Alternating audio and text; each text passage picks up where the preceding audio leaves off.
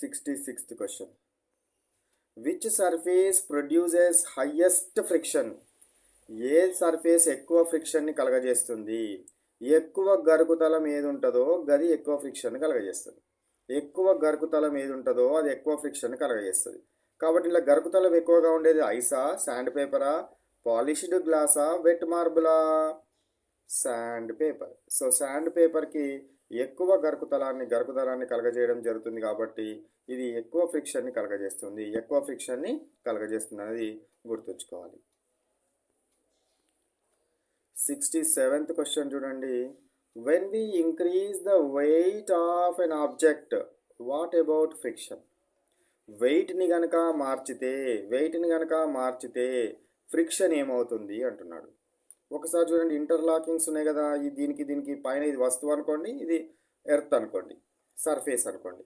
So ఇంటర్లాకింగ్స్ ఉన్నాయి కాబట్టి నువ్వు ఇక్కడ వెయిట్ని కనుక బరువుని కనుక ఎక్కువ చేస్తే ఇది ఎక్కువ కిందికి వస్తుంది కదా, ఎక్కువ కిందికి వత్తడం జరుగుతుంది. ఎక్కువ కిందికి సో ఏమవుతుంది, అది బలంగా నొక్కబడుతుంది, కిందికి బలంగా నొక్కబడుతుంది. కాబట్టి అప్పుడు ఏమవుతుంది, ఇంటర్లాకింగ్ పర్సంటేజ్ ఇంకా ఎక్కువ పెరుగుతుంది. కాబట్టి ఫ్రిక్షన్ అనేది పెరుగుతుంది. కాబట్టి నువ్వు వెయిట్ని పెంచితే ఫ్రిక్షన్ పెరుగుతుంది. వెయిట్ని పెంచితే ఫ్రిక్షన్ పెరగడము జరుగుతుంది, ఇంక్రీజెస్. 68 క్వశ్చన్ చూడండి. Friction is necessary because. Friction ఎందుకు అవసరము, దేనికోసం అవసరము? ఫ్రిక్షన్ దేనికోసం అవసరమో చూడండి. ఇట్ వేస్ట్స్ ఎనర్జీని వేస్ట్ చేయడానికా? No. It allows us to walk and hold objects. మనం వాకింగ్ చేయడానికైనా ఫ్రిక్షన్ అవసరమే. ఫ్రిక్షన్ లేకపోతే జారి పడిపోయేటోళ్ళము. రాయడానికైనా ఫ్రిక్షన్ అవసరమే. కార్లు వెహికల్స్ నడపడానికైనా ఫ్రిక్షన్ అవసరమే. సో ఇది ఫ్రిక్షన్కు మనం వాక్ చేయడానికి అవసరం అన్నాడు కాబట్టి this is correct one. It damages machines. Yes, damage చేస్తుంది కానీ నెసెసరీ, మనకు అవసరమైంది చెప్పాలి. డ్యామేజ్ చేయడం వాస్తవమే కానీ అది మనకు అవసరం కాదు కాబట్టి దీనికి ఆన్సర్ సూటబుల్ కాదు. ఇట్ స్లోస్ మోషన్, ఇది కూడా కరెక్టే కానీ ఈ క్వశ్చన్కి సూటబుల్ కాదు. ఎందుకంటే మనకు నెసెసరీ అవసరము అన్నాడు కాబట్టి it allows us to walk and hold objects. Next question చూడండి. 69 క్వశ్చన్ చూడండి.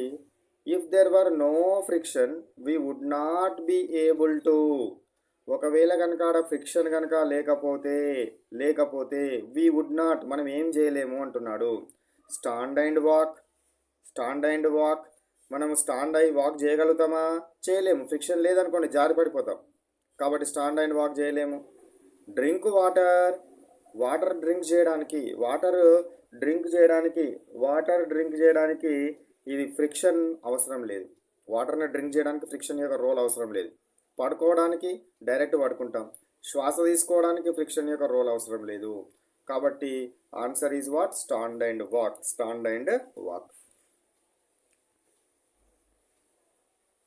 70. Question number 70. When a body starts moving friction is called. ఒక బాడీ మూవింగ్ అవుతా ఉన్నప్పుడు అప్పుడు ఉండే ఫ్రిక్షన్ని ఏమనడం జరుగుతుంది అంటే, ఒక బాడీ ఇది ఒక సర్ఫేస్ అనుకోండి, ఎర్త్ అనుకోండి. ఈ బాడీ అప్పుడే మూవింగ్ స్టార్ట్ అయింది.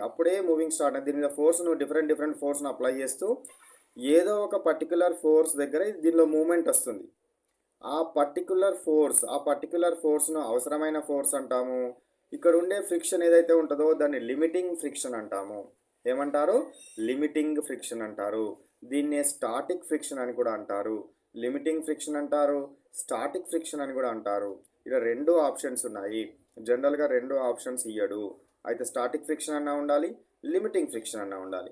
2 ఇచ్చిండు అనుకోండి, లిమిటింగ్ ఫ్రిక్షన్నే ఆన్సర్గా తీసుకోవాలి. నిశ్చల స్థితిలో ఉన్న వస్తువు, చలించకుండా నిశ్చల స్థితిలో ఉన్న వస్తువు, దానికి సర్ఫేస్కి దానికి మధ్యన ఉండే ఈ ప్రెషర్ని ఫ్రిక్షన్ ఏమనాలి అంటే స్టాటిక్ ఫ్రిక్షన్ అనాలి. Next question.